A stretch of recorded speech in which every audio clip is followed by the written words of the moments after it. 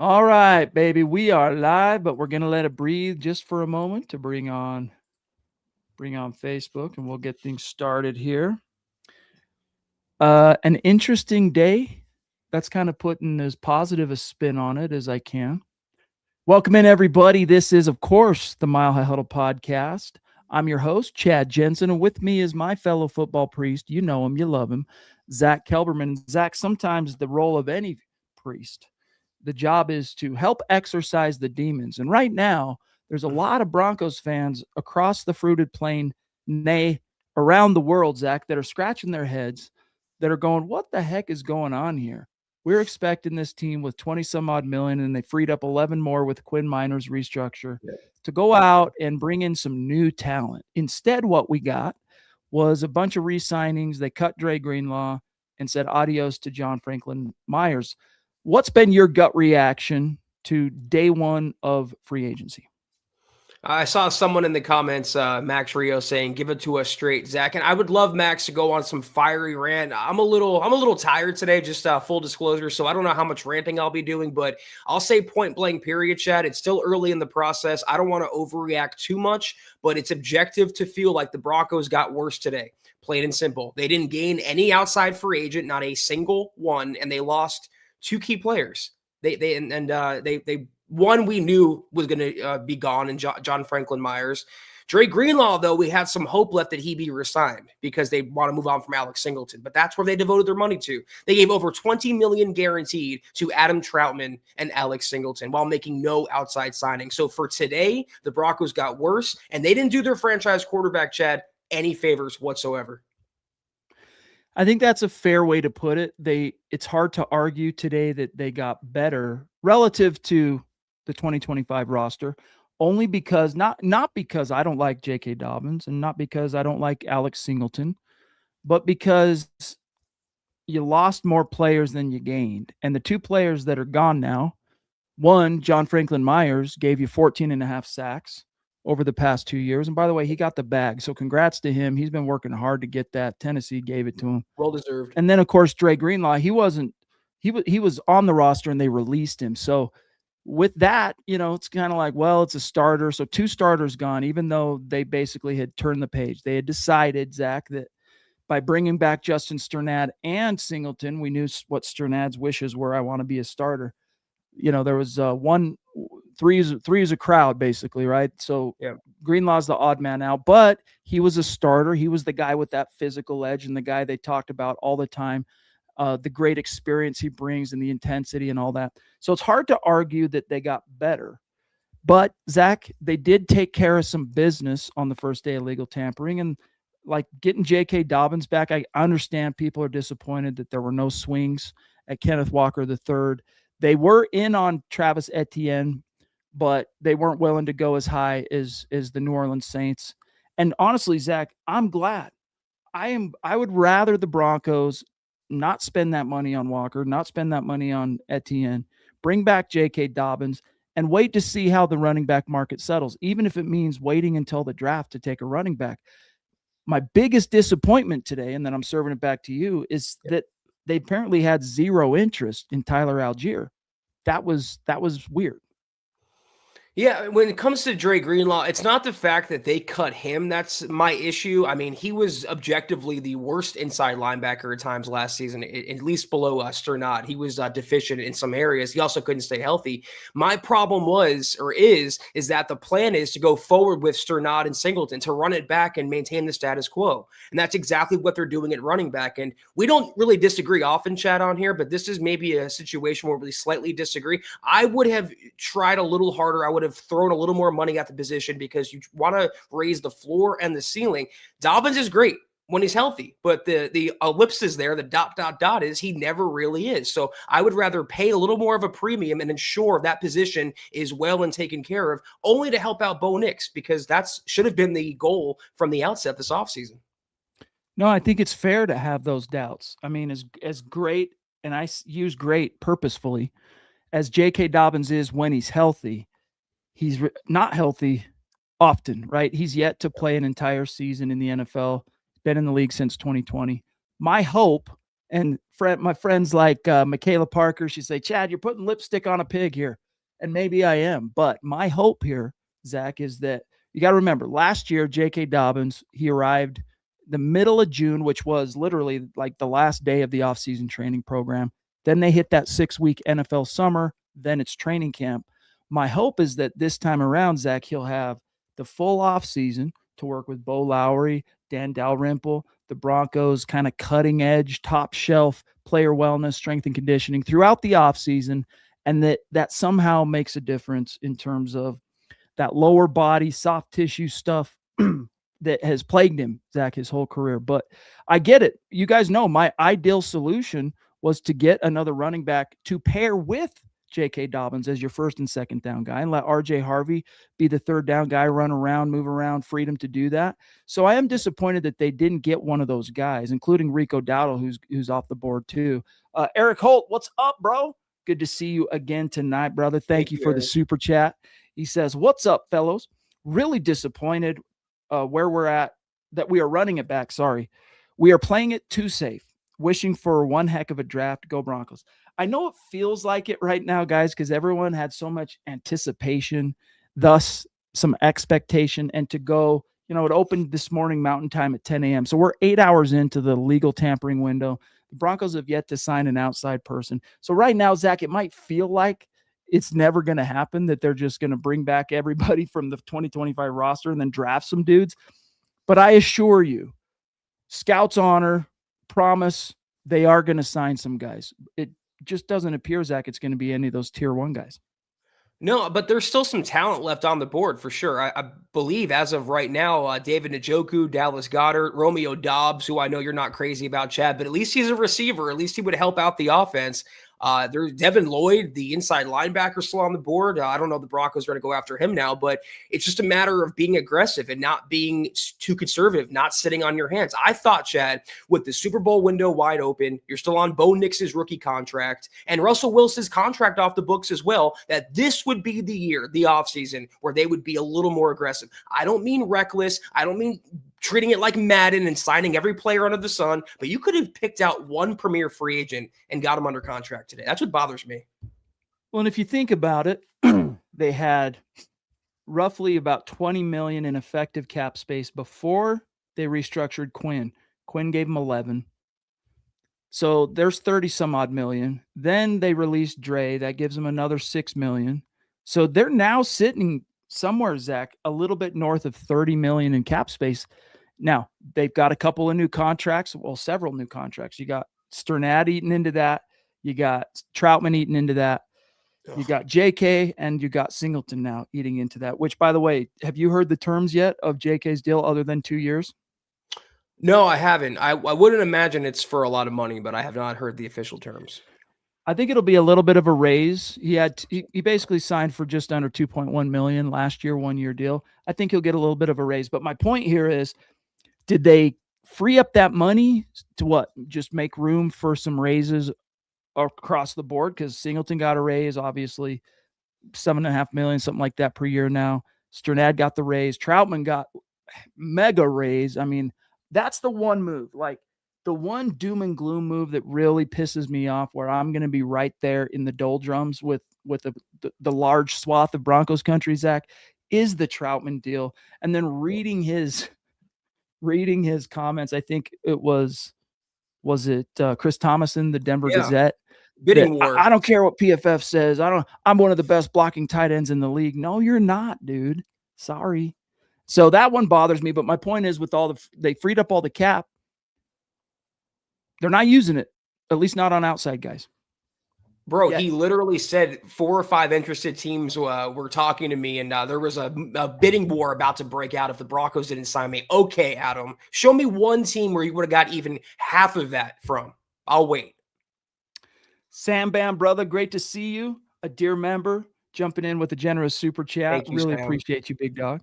He says, evening, guys. Well, not the splashiest day one of free agency, but I think George Paton, Sean Payton have something up their sleeves. The Greenlaw release was surprising to me. Was it to you? Your thoughts on day one of free agency? Go Broncos. So we were asked about Greenlaw multiple times last week, And we basically said, hey, you can't rule it out, but don't foresee it necessarily happening. But that was before we knew Sternad would be the priority. If we had had any inkling back earlier last week, Zach, that Sternad was going to be the priority, we knew that Singleton some way, somehow was coming back, dude. They love Alex Singleton around Denver. I mean, did you see the players on X tonight defending him against some of the blowback that unfortunately was also exacerbated by just the general feelings Broncos fans have had of not being their team, not doing enough to get better. But my point here is Greenlaw, Zach, came as a little bit of a surprise, but not a shock, certainly not a shock. No, the Singleton stuff felt like the lady doth protest too much, Chad, because it seemed like they were overcompensating, trying to show how good of a player Alex Singleton is when all of Broncos country. I mean, he's a great guy. I'll always root for him personally, but on the field, he's definitely replaceable. The Greenlaw release wasn't surprising, Sam.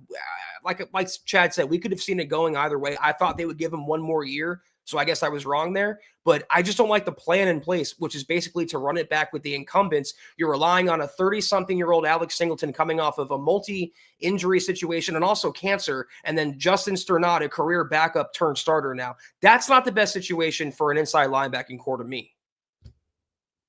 I mean, honestly, it feels like a Rian Johnson movie in the Star Wars universe right now. Rian Johnson, his whole thing is I think it's Johnson, right? The guy that did The Last Jedi. Anyway, I read a thing when that movie came out, and I was so disgusted by what I saw, literally disgusted. And I read a thing where he talked about Zach as a director and a screenwriter. His thing is any audience comes into a movie with expectations, right? They kind of have a general expectation of what they're going to see because let's face it, dramas, they kind of, there's the act 1, act 2, act 3. People kind of, even if it's subconscious, know what to expect on some level. He goes into it instead of kind of fulfilling those expectations in the best way and making people come out of it going, that was sick.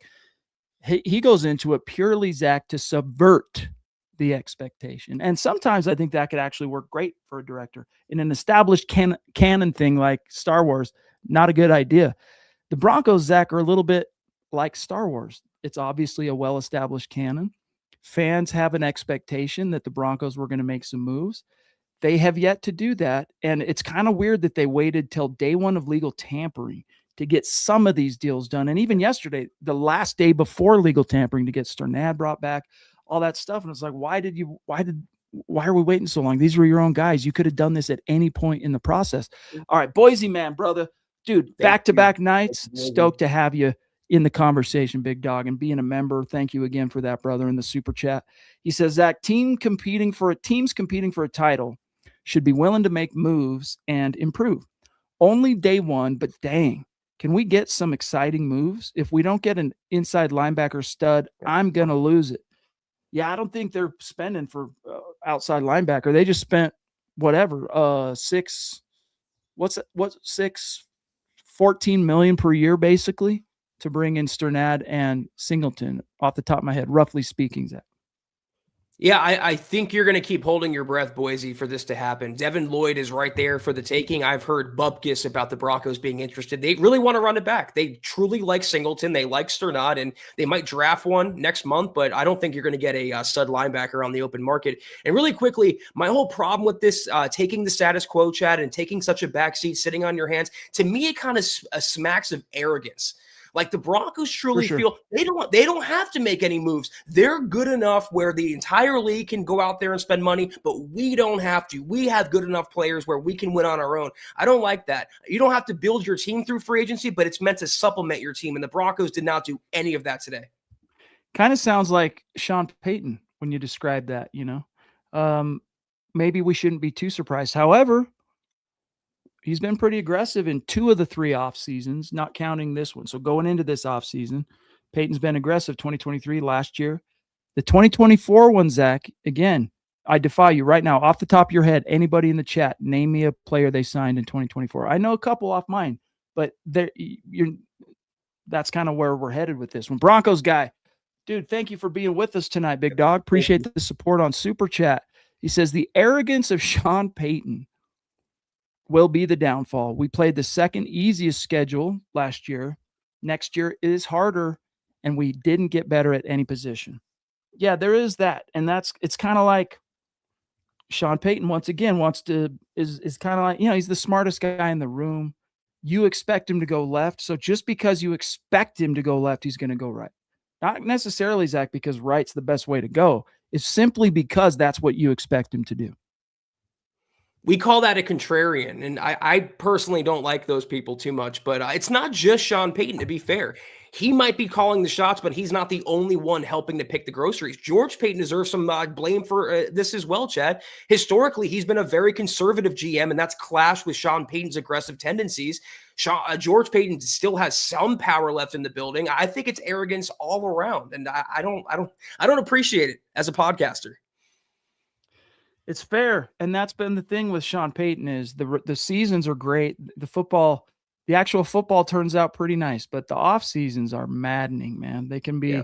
He's turned an already long off season into making off seasons feel like half as long. If it's a 6-month off season, now it feels like 9 months because they hardly ever speak to the press. Like, I'll be surprised, Zach, if they even do a post-free agency press conference. Like, right. Sean Payton, it's weird because on one hand, when you get him in front of the mic, you can tell he likes the sound of his own voice. He likes to talk, but he has the philosophy that, the press is like mushrooms. Keep them in the dark and feed them you know what. David Youngkin, what's up, brother? But it's like you're missing the point here, Sean. Good. Yeah, you might not like the press, but the press is the representation of the fans, and you should care about keeping the fans happy on some level. If not, you're not checking with anybody's. Hey, Chad and Zach, do you guys mind if we go sign this player? That's not what I'm saying, right? But like communication, keeping them involved in what's happening, that kind of thing. Sean Payton's like, couldn't care less. David Youngkin, a dear member, checking in, saying Troutman, Bidet, Singleton, overpaid that money. Could have went to a running back or a tight end. Look, I don't quite understand the Bidet thing. I totally understand the Singleton thing. That's something that people are going to disagree with me on. I'm fine with Singleton coming back, and I'm fine with the contract that he got. Troutman is the big point of demarcation for me where I just go, what are we doing here, guys? Really? Like, he's to put the best possible glaze on it, Zach. He is an average. That's best case. Like, that's me trying to be as like kind as possible. He's an average wide tight end. I'm one of the best blockers in the league. He said, give me a break, dog.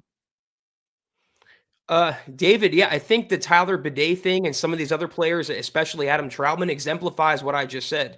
Sean Payton has his guys, and we rued these players last season and the season before when they were on the field. But Sean Payton calls the shots. Sean Payton picked these guys, and Sean Payton thinks they're best. And Sean Payton would overrule George Payton if it came to it. So I agree with you. These are very low vibrational moves, low ceiling moves that I didn't think the Broncos would be wasting their time on. I thought they'd make some of them, Chad, but I thought they'd be complemented with moonshots that just aren't coming right now.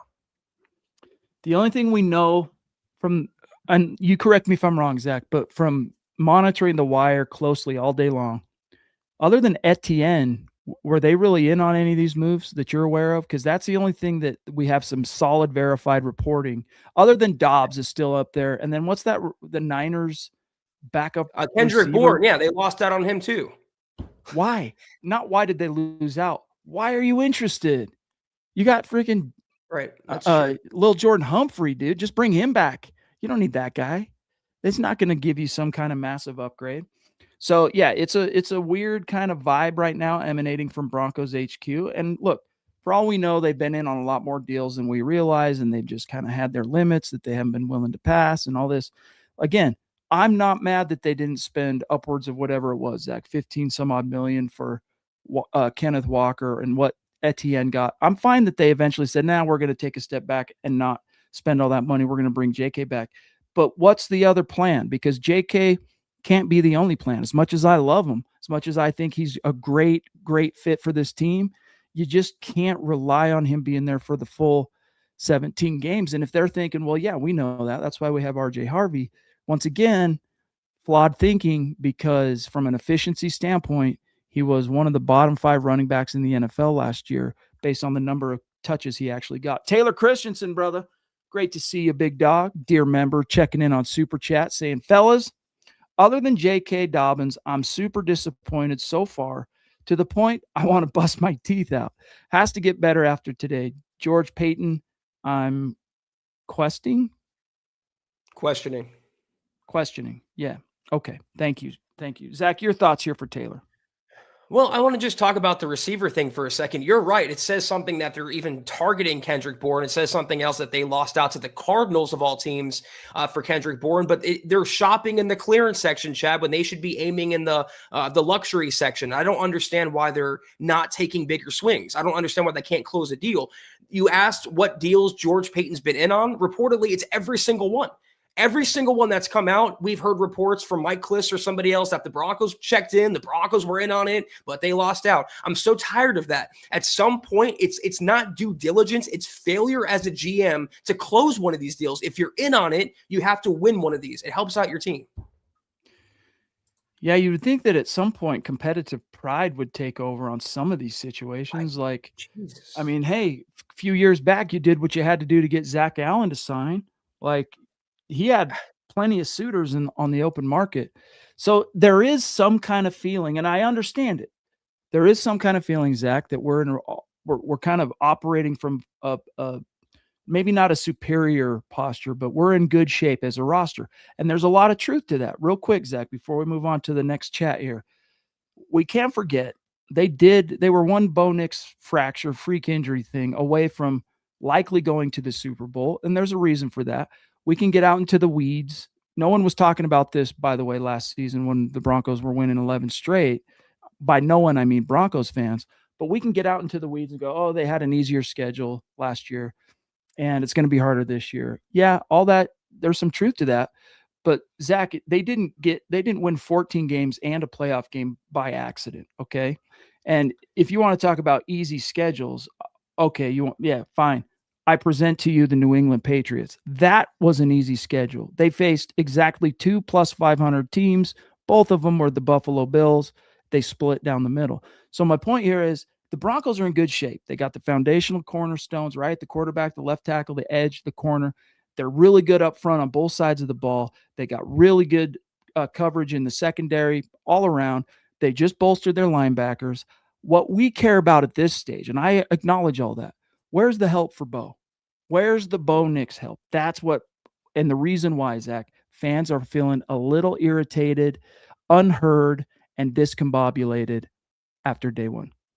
Well, I mean, obviously, you're right. They won 14 games. They went to the AFC Championship. But how many victories, Chad, were comebacks, or I don't want to say flukes, but they got lucky that they didn't win solely on talent? I mean, a few of those were in there. And that's why we want the Broncos to make up those talent deficiency gaps by going out in the offseason and filling those areas of need. It came out in the losses and even in some wins. How bad the Broncos were lacking. And to see them do nothing but sit on their hands, it's very disappointing at best. We got Michaela Parker, the Duchess, checking in. She's having a tough day. She's really having a hard time with what's been going on with the Broncos. And I understand it. I understand it. She says, I'm done with the Broncos. I'm done even watching them. Tired of mediocrity. Goodbye to my football life. Well, look, Michaela, I hope you're just kind of feeling a little bit down in the dumps and that you're in a situation where, this too shall pass, because your team is not mediocre anymore. The Broncos are one of the best teams in the NFL now, and they have the pieces to sustain that, including the coaching staff. There's a lot of stuff to look forward to. Year 3 growth of Bo Nix. You got a new play caller. That's going to be fun. That's going to be exciting. Even if, and this is not going to happen, but even if the Broncos did not make one single free agent addition this offseason, they're going to go and draft a whole new class of rookies, and they've already got a really good team. They're going to be one of the teams to beat in the AFC. And look, it's disappointing what's happened so far, but my advice as your friend is to, pump the brakes a little bit, because have a little bit of perspective. It's not like, Zach, let's say the Drew Lock era, what unfolded, then the Russ thing, as if the Broncos never climbed out of that, and this is the kind of moves you got today, it would make a lot more sense that kind of just done. I'm out. I can't take this loser mentality anymore. But they're back. They're close to the top of the mountain, Zach. So hopefully this shall pass for you, Michaela, and you'll be feeling a little bit better in the coming days when they finally do some stuff, Zach. I mean, Michaela, thank you so much for the super. First and foremost, the last time I heard you like this was prior to the 2024 draft when the Broncos didn't have a quarterback or plan a quarterback. And I said, just wait. If they get this right, Michaela, I promise you they're going to turn it around and they're going to be successful and you're going to be happy again. And I'm telling you once more, as long as the Broncos have a healthy Bo Nix or just Bo Nix on their roster in general, they're going to be competitive and they're going to be in the mix to win the division and to go further into the playoffs and potentially go to the Super Bowl. So I know it sounds tough right now. I know it's disappointing. I'm disappointed too. But as always, like Chad says, it'll pass. Hang in there. And honestly, as fans, what more can you ask for than having a team, than rooting for a team, Zach, that has a quarterback that puts you in position to do those things, right? Win the division, make the playoffs, shot at the ring each and every year. And guys, after all those years we wandered the NFL desert together here at MHH, starting in 2019, 2020. I mean, we're talking dark days, 2021, 2022, the highs of getting Russell Wilson and the lows of being smacked down and you only won 5 games and the shame of Nathaniel Hackett. And then the high of, okay, we hired Sean Payton. And then the low that he wasn't able to turn Russ back into the Pro Bowler. And that's the point that you just referenced, Zach, where Michaela was like, I can't do this anymore. Right. And then Bo Nix comes and here we are. 2 years later, they've won 24 regular season games and a playoff. And so look, I understand how you're feeling right now, but this too shall pass, and the Broncos are not done. We got Lady D also checking in. Thank you, Deanna. Great hearing from both you ladies, not only in the chat tonight and the support, obviously, but the three-way text thread that we had today while the moves were and weren't being done. Lady D says, we did nothing to better ourselves. I'm disgusted overall. Both the Chiefs and the Raiders got stronger. We got weaker. What the heck? Hashtag disgusted. It's hard to point to any, Zach, given move today on the part of the Broncos and say, okay, we got better.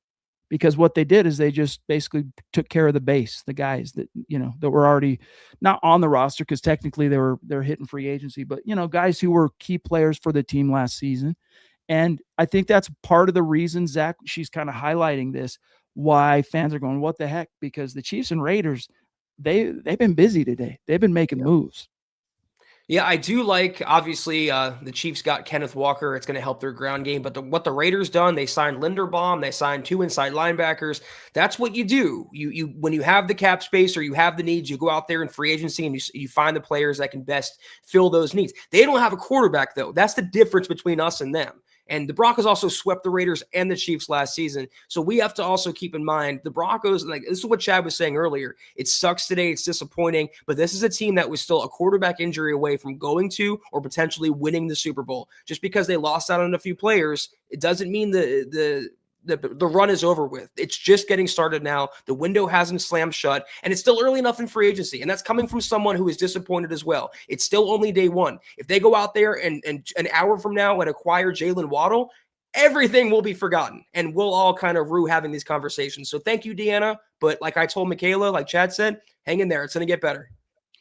For sure. And guys, I hope you're hearing us on this because it feels dark and low right now, but guys, this will pass. There's every reason in the world still to be super psyched and stoked about the direction this team is headed.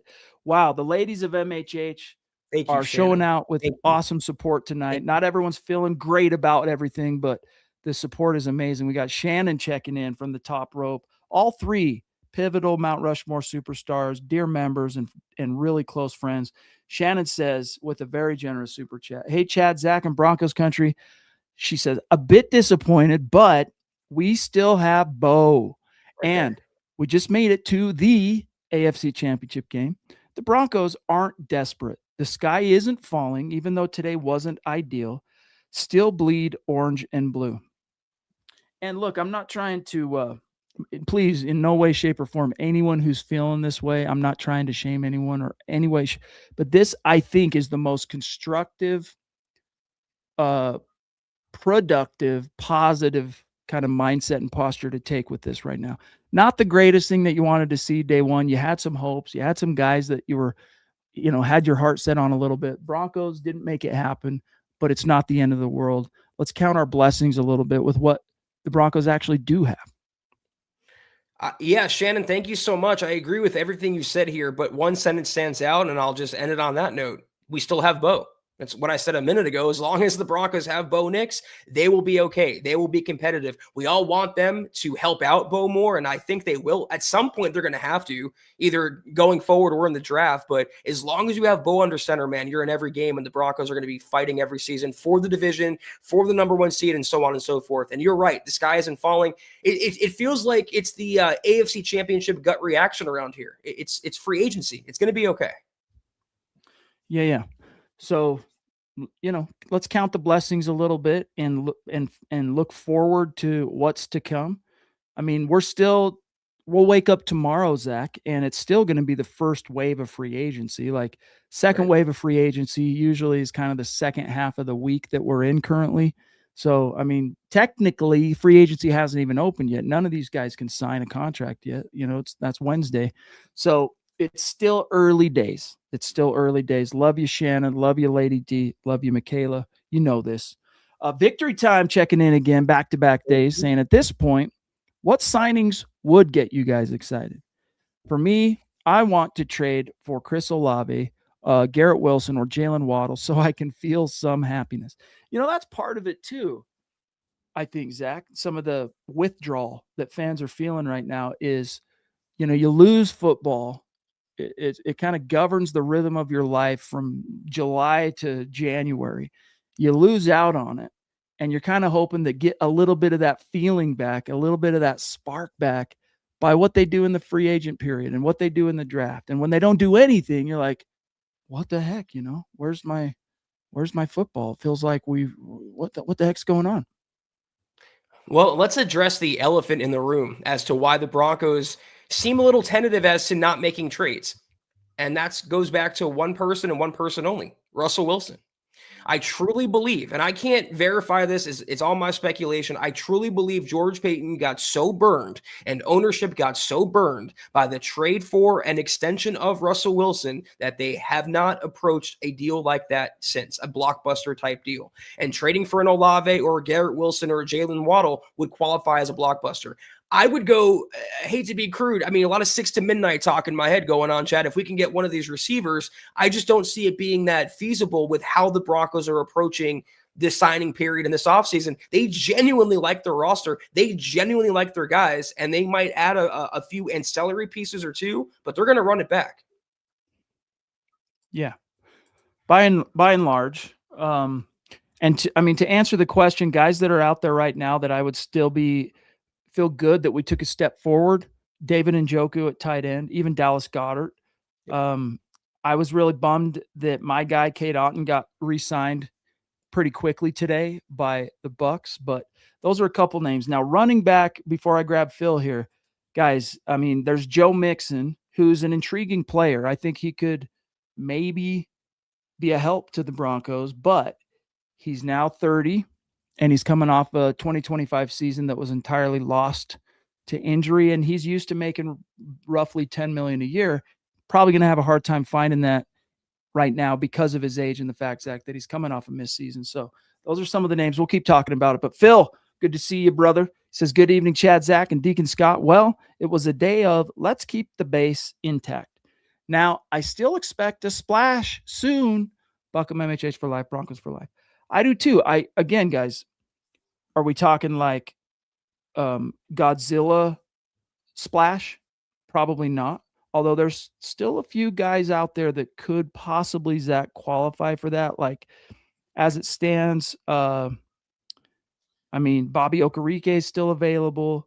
I'm looking here. Devin Lloyd's still available. Just on the defensive side. But they're not going to go spend huge money on a linebacker. Let's be honest. They just spent money bringing back Singleton and Sternad. The positions, in my opinion, to watch right now are tight end and running back. So of the guys that are still out there, Zach, at those positions, who do you like?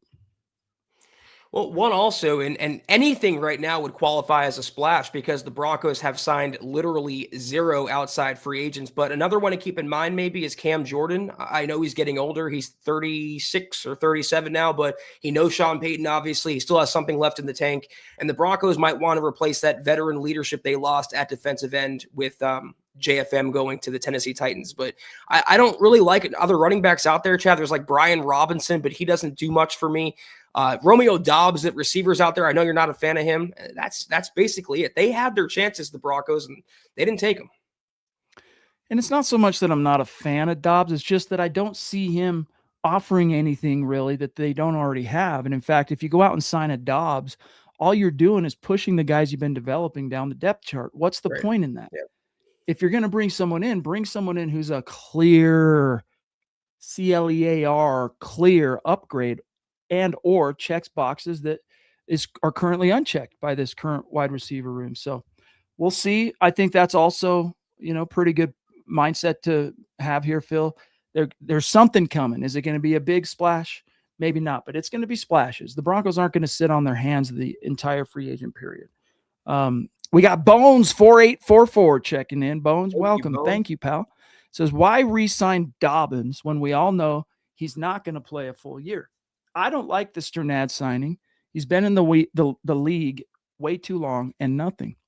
I wouldn't say nothing. I mean, real quick, your first point there triggered something in my mind, which is worth discussion. But real quick, Sternad has not done nothing. I mean, he's been signed in back-to-back years as on one-year deals to kind of be a depth linebacker and a special teams contributor. But in each of those 2 years, he's been called upon because of injuries up the depth chart to play. And in both instances, 2024, 8 games he started, played really, really well. 2025, 8 more games he started, played even better, was probably the reason. I mean, Bo had to play out of his mind, obviously, and the team come together. But without that interception in week 7 against the New York Giants in the fourth quarter, there's not enough sand left in the hourglass to get the Broncos the points they needed to even tie that game, let alone win it. So I'm stoked on Sternad. And thank you for becoming a member, Bones. Really appreciate it. He's on the rise. He's a man on the come, as they used to say back in the day. Now, Zach, what's interesting though, his initial point is, okay, showing some love to J.K. Dobbins, a guy that, if the best predictor of future behavior is past behavior, we can safely expect is not going to give you a full season. The same can be said about Dre Greenlaw. So why the value on Dobbins and on Dre Greenlaw? They're like, nah, adios. Well, everyone's wondering why the Broncos, and thank you, Bones, becoming a member today. Really appreciate that, man. Really appreciate that. Thank you so much. I think the underlying thing here is the Walmarts, the ownership group. You don't, and I mentioned this before, but you don't get to be a billionaire by being reckless and being aggressive with spending. You do it by being frugal more often than not. And what did Greg Penner say in the press conference after the season? He said we're going to be what was it, Chad? Something aggressive. I forgot what he said in terms of being aggressive. It was like purposely aggressive or tactfully aggressive. He wasn't going to go out there and throw money for the sake of throwing money away. And that we've seen that come to light now. So my whole point in saying that is that's why you have Dobbins coming back, because he's cheap. Whatever the contract terms come in to be at, it's going to be less than what Kenneth Walker got, what ETN got. He's cheap. Adam Troutman, these other players, they're cheap. And for now, that's how the Broncos want to get by. I don't agree with it, but that's the way they're employing the offseason. I think part of the mindset too is they are betting on their internal expectation on some of these players really continuing to develop and take steps forward, like RJ Harvey, Pat Bryant, opportunistic, Troy Franklin, Marvin Mims, even contract year. Duke Rose, back-to-back nights, brother. Appreciate you very much, and it's good to see you. He says, I'm disappointed so far, fellas. Yeah, I think everybody is. And I don't think anyone's wrong to feel a little bit of disappointment. But I would pump the brakes on panicking at this stage. It's early goings. I apologize for the brain fart, guys. Yeah, Shiloh, opportunistically aggressive was the term that Greg Penner used. And yeah, and that's basically how they're going about it right now. They don't see they have any opportunities to be aggressive. And that explains why you settled for J.K. Dobbins and you settled for some of these other re-signings. Just the way they're going about business. And I'm disappointed too, dude. And a lot of people, it's like Marcus on Facebook saying, I don't understand why we cut Greenlaw but kept a 32-year-old Singleton and can't cover. Well, the internal view of these players is obviously the one that matters the most. Internally, and I don't just mean the coaches, but the players love Alex Singleton. He's a team leader, he's a glue guy, and he does produce. He's not going to fool anybody in terms of being the best coverage linebacker, but again, will submit he improved in that department second half of the season. If you go back and watch it, he really did get better. So Michaela jumping in again, she's like, look, we might win 5 or 6 games this year. I don't know. I mean, I don't know. I just disagree with you, my friend, on that. Like, what's changed? You lost John Franklin Myers and Dre Greenlaw. I don't I mean, I'm just trying to put myself in that mindset and think, why would I go from 14 to 5 or 6 because JFM left? I mean, not to say, Zach, that 7.5 sacks aren't valuable, but the Broncos had a few sacks to spare, right? I mean, they led the league in sacks both back-to-back years and then some. So, Michaela, I'm telling you right now, my friend, my dear friend, you know this. I love you. Pump the brakes. It'll be all right. Stop worrying so much about it for now. Things are going to change. Talent's coming, I promise you. Well, I saw with my own eyes a Sean Payton coach Broncos team win 8 games with no Bo Nix under center. So unless Michaela, God forbid a million times, Bo Nix gets injured again and he has a debilitating injury, they're going to win more than 5 or 6 games. I know it seems like it's crappy right now, but the base, as the term that we used a second ago, of the team for the most part is returning. But most importantly, you have number 10. They will be at minimum, they should be anyway, a 10-win, 11-win team in 2026. Hey, real quick, this is a really fair point here from Mr. Producer. Scott, put a pin in Jordan just for a second here. The winner of March is never the winner of January. Is never the winner of January. Now, the Broncos, what, Zach? We got the J.K. Dobbins contract terms according to Tom Pelissero. Get this, Chad. 2 years, $20 million, $8 million fully guaranteed at signing. Not that cheap. Yeah, not that cheap. What? Could have spent a few million more and got a better running back. So $20 million, and what was it guaranteed? 8 at fully guaranteed at signing. That's a lot of money for an injury-prone running back, man. Wow. So that's basically a 1-year, $8 million deal, probably. You know, they'll re-examine it this time again next year if he doesn't move forward. But like, back to this point, winner of March, never the winner of January. Even think back, Zach, to the most epic free agent class, I would argue, the Broncos ever signed, 2014. DeMarcus Ware, Aqib Talib, Emmanuel Sanders, TJ Ward. Epic, right? Did they win the Super Bowl that year? They definitely won March. Did they win the Super Bowl that year? No. It eventually, the next year, the following year, 2015, they did. But it's a fair point. I mean, there's one dream team winner of March example, Zach, cautionary tale after another. So there is something to be said there about Mr. Producer's point. Yeah, remember the 2010, I think it was, Eagles that got Asamoah and a whole other bunch of players and loaded up, and what'd they do that year? Nothing. They didn't win the Super Bowl. So it's true. You can't win a title through free agency, but you damn sure can like supplement your team and kind of put the cherries on top of your roster, or at least, you know, address major areas of weakness. And it's objective to say, not subjective, that major areas of weakness coming into free agency were running back, receiver, and tight end. And what have the Broncos done to fill those needs? Except for a $20 million J.K. Dobbins. Here's another point. Well said, Scott. He says, I mean, who were the big spenders today?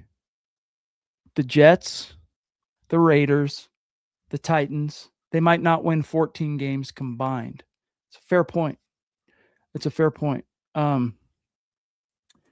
Again, I think it's fair to say, guys, you can be disappointed without the sky falling. I mean, the Broncos organization is not coming to a screeching halt. And look, you know what it tells me, Zach? 20 mil cool down. Okay, Michaela jumping in again saying, change my profile pictures. 20 million cool down, have Algier could have had Algier for 6 million a year.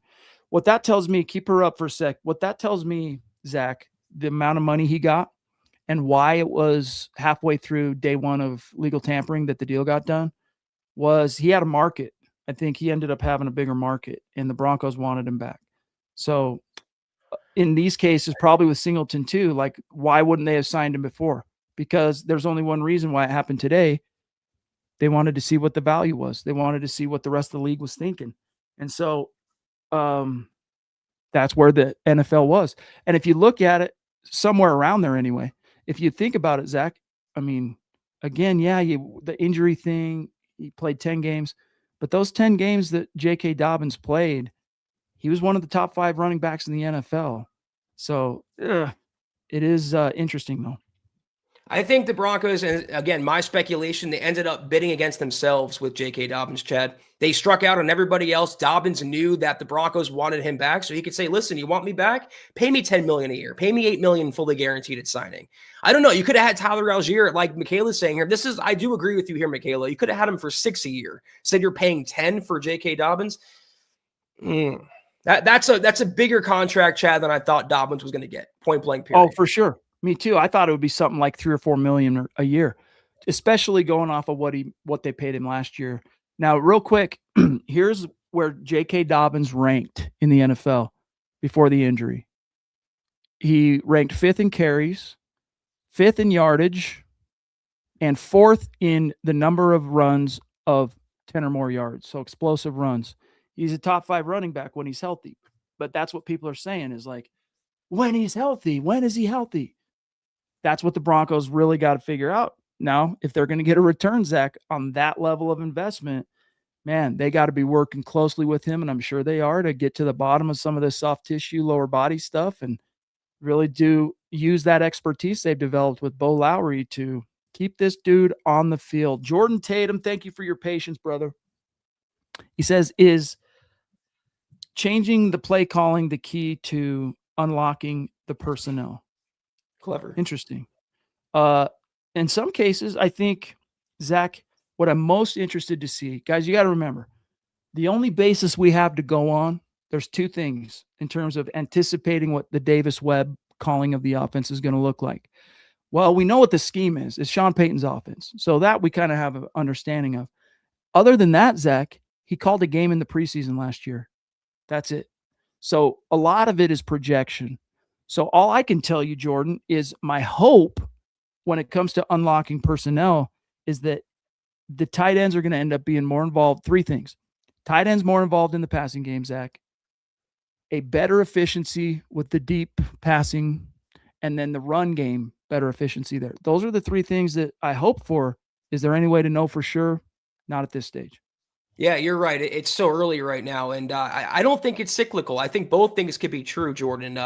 Play calling is the key to unlocking the personnel, but the personnel could be the key to unlocking the play calling. That's what we've been ranting about for almost an hour now, is the Broncos haven't done enough to help out Bo Nix and supplement their offense with better players. Once they get those better players in place, you're going to see the play calling take off, and vice versa. It really works like simpatico. Thank you for the super. We got Cody Dubb, another dear member, checking in on Super Chat. Thank you, brother. Cody. Saying, and by the way, right now, just on YouTube alone, we're pushing north of 300 folks live with us. So, guys, please smash the like button. Help us reach more Broncos fans that are just like you out there by hitting the like button for the algorithm. Cody says the Raiders have picked up some good players, but they also lost a key piece to their defense. Good point. The Chiefs, yeah, they picked up Walker, but also lost their 2 best DBs. Free agency ain't over, and draft trades happen. Yeah, guys, there's a long row, ROW, left to hoe here, okay? We're just getting started. And the Broncos are starting not from square one. They have a very good roster. Maybe we're questioning why this feeling of kind of arrogance. It's hard to not feel that that's kind of what's emanating from.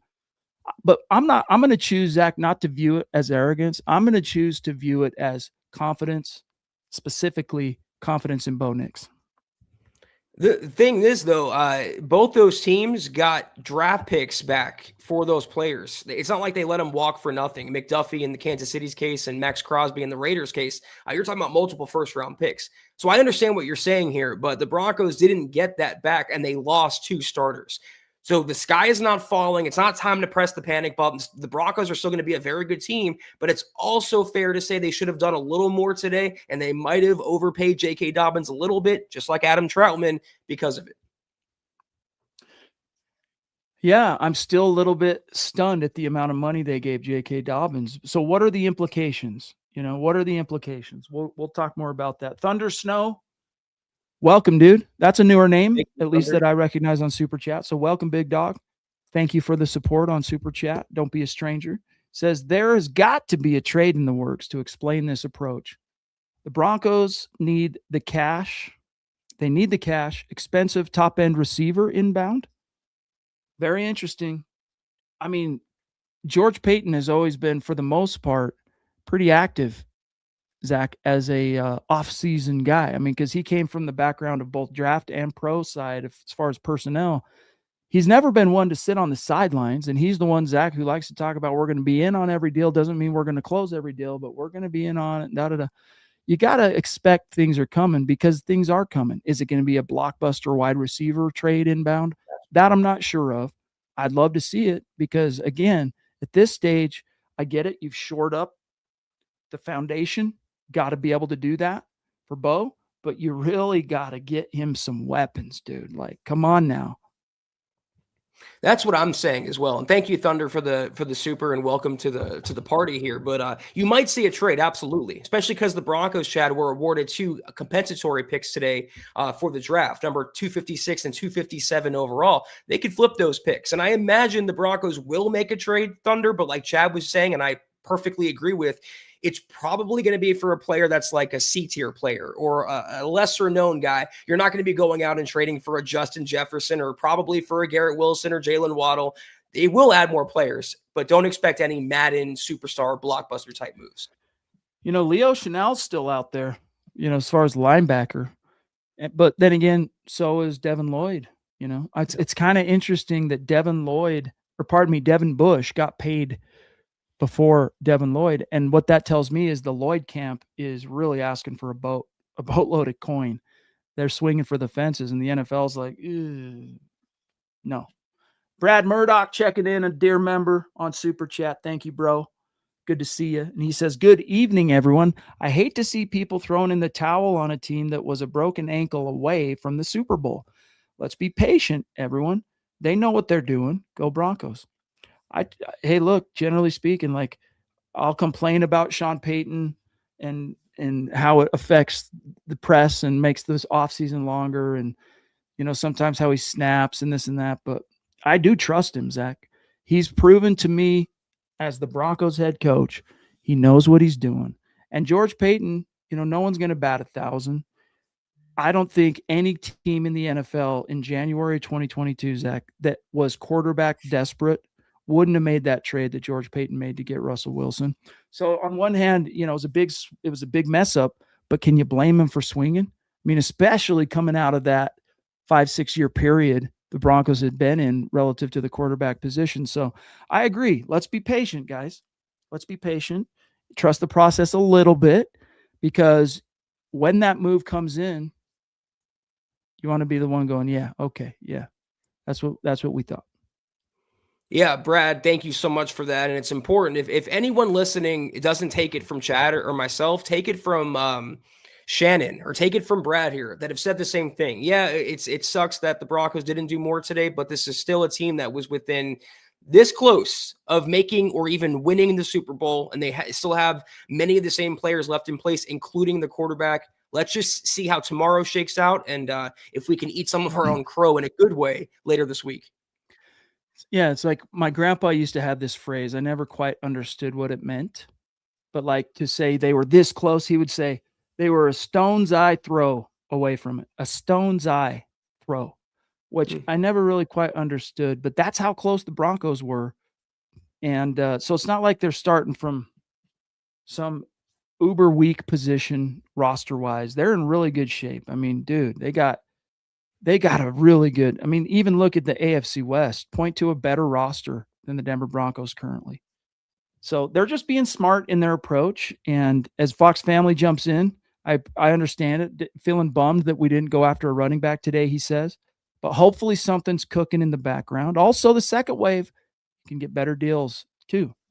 Yeah, I mean, even J.K. Dobbins, look at what he did. He was a big reason the Broncos were able to kind of climb out of that less than ideal start to the season and get on that winning streak before he went down. He was a big reason for that. Zach, Fox Family Breaks, dear member checking in. Love you, bro. Yeah, I appreciate that, Fox. We appreciate that around here. Absolutely. And again, it's okay to be bummed. You don't have to fall into one camp or the other. You don't have to be a sunshiner or a doom and gloomer. It's okay to have multiple feelings. And to me, that's the ideal position to be in, is you can recognize the Broncos should have done more, but you can also recognize the Broncos are still going to be a competitive team in 2026, regardless of not getting Kenneth Walker or Travis Etienne. And like you said, we still don't know what's yet to come.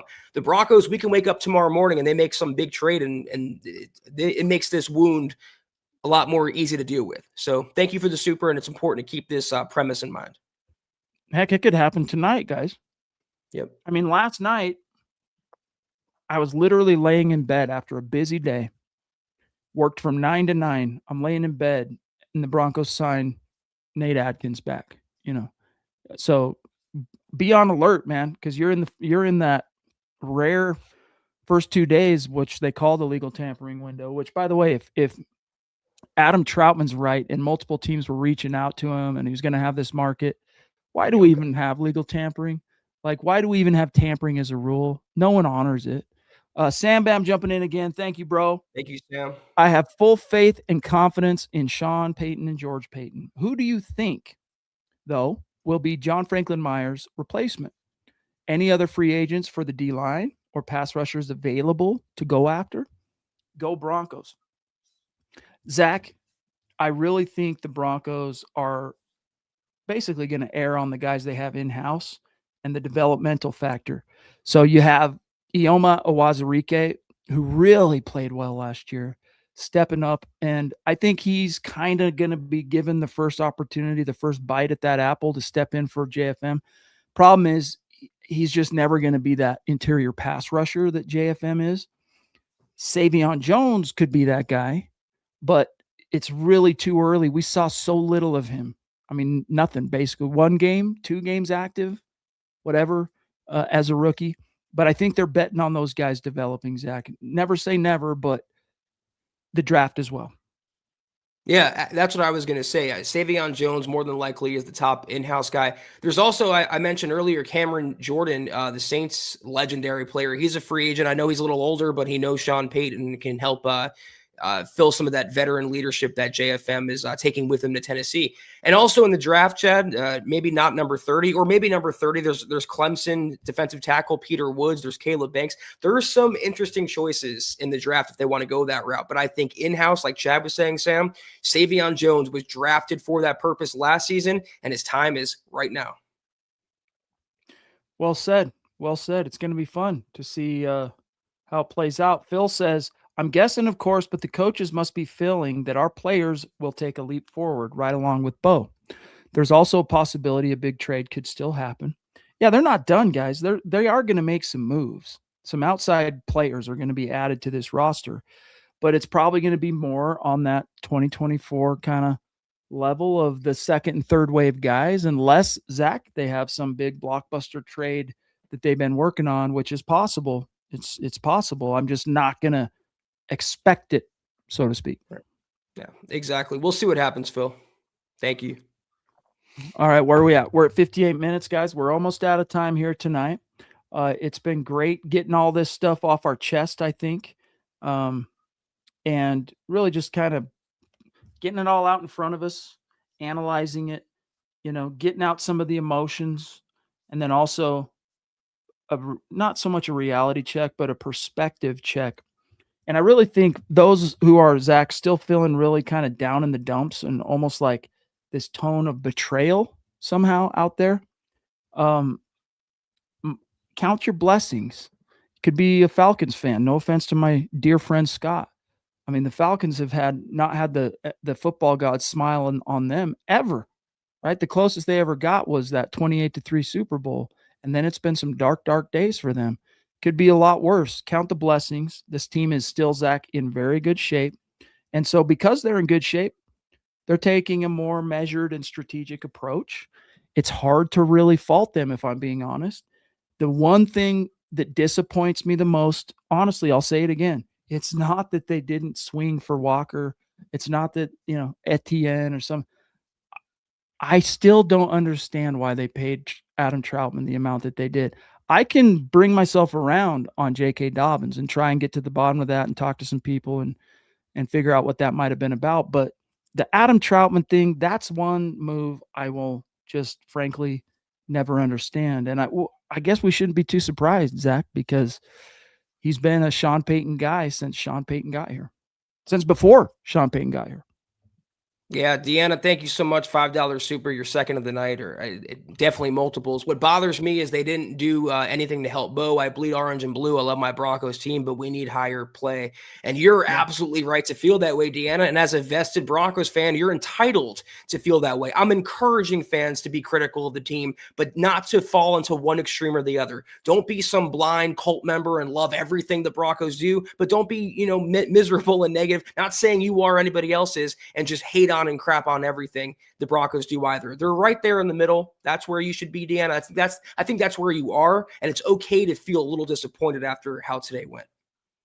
Real quick, Zach, it's been a couple days since we were able to check on our dear buddy from down under, Glenn, who says, I'm going to read this off the screen. He says, I think we all need to take a collective breath at running back. Signing Dobbins was the number one priority. His Liz Frank injury was not an injury-prone event. There is still talent and the draft.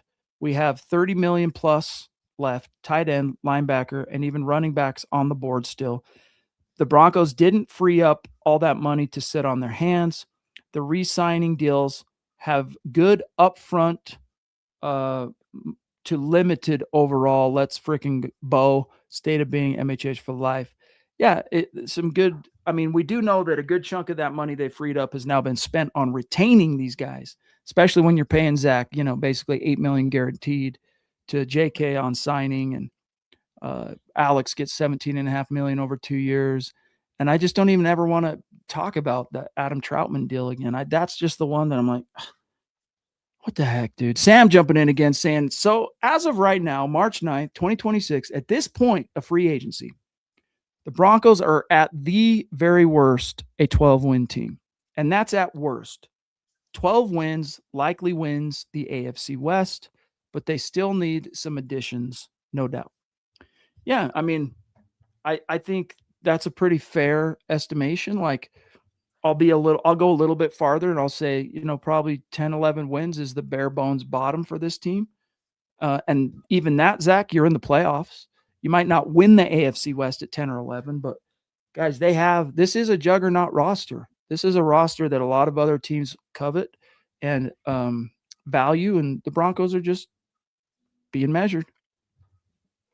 Yeah, Sam, thank you for your additional super at the end of the show, at the buzzer here. It's so hard. I got to be honest. It's so hard because there's so many different factors at play here.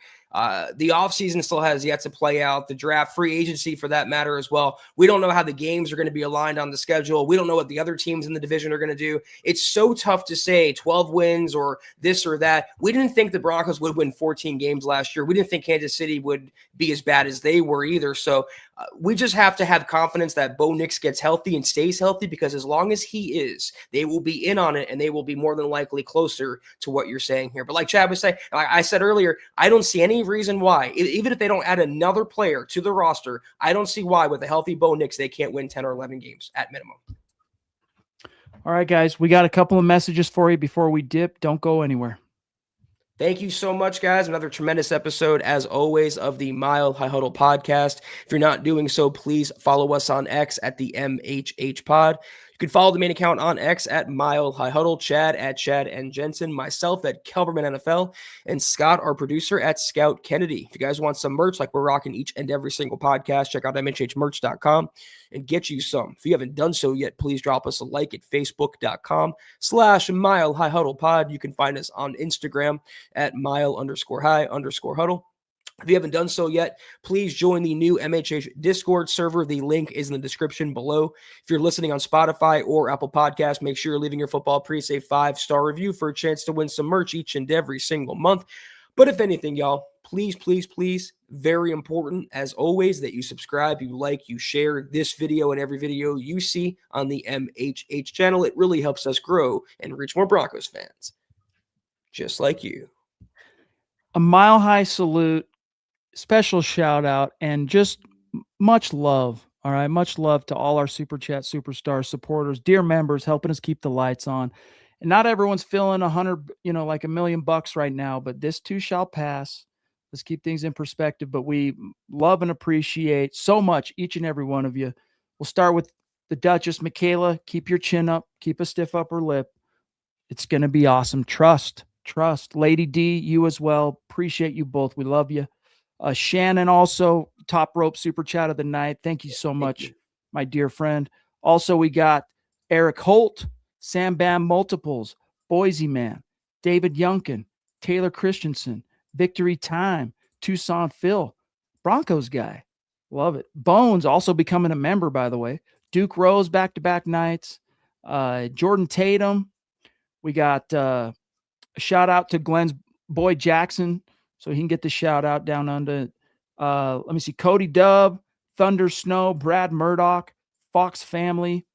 And I think that covers everybody. If we missed anyone on Facebook, let us know. We'll make it up to you. And Zach and I, we're off tomorrow, but keep it locked here. If anything major happens, we'll do an emergency podcast in the middle of the day. But otherwise, expect to see Nick and Carl on Building the Broncos tomorrow night, 6 p.m. Mountain, 8 p.m. Eastern for day 2 of legal tampering. Also, a fresh episode of Kelberman's Corner tomorrow at noon Mountain, 2 o'clock Eastern. I'll go more in detail about the Broncos' lack of activity in free agency, but hopefully I'm wrong. Hopefully By the way, we missed it last week. It was my fault. And then by the time we were trying to get it rescheduled, it kept conflicting with other shows, Kelberman's Corner. So thank you for the reminder on that, Zach. Guys, you're not going to want to miss it. And members, we'll see you in the room tomorrow at noon Mountain. Absolutely. You guys want to hear me rant? Well, tune in tomorrow at noon Mountain, 2 o'clock Eastern. But have a great rest of your night. I'll see you tomorrow. Chad and I will see you Wednesday. Take care. And as always, go Broncos.